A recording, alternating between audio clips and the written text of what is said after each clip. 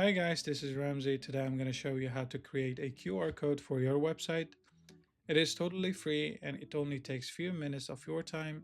But before we start, I want to let you know that at the end of this video, I have a tip that will save you both time and money later.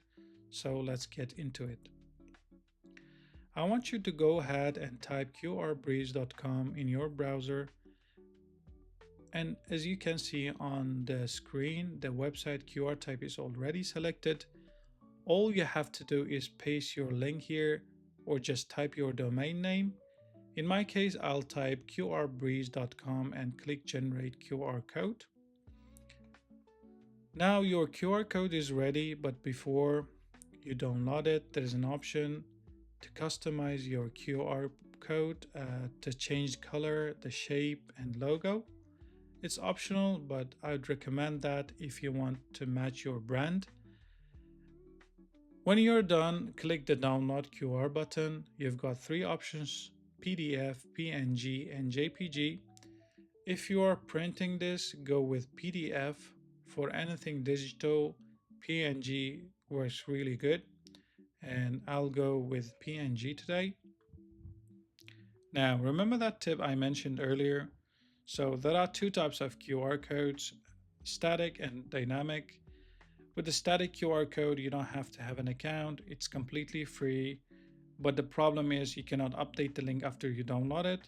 So if your website link changed, the QR code stops working completely and you'd have to reprint all your flyers, business cards, or whatever you put it on. That's gonna cost you money and time. So on the other hand, dynamic QR codes also free. And all you have to do is create an account. With dynamic QR code, you can update your link whenever you want. You also get tracking, the scan trackings, and a lot of more benefits.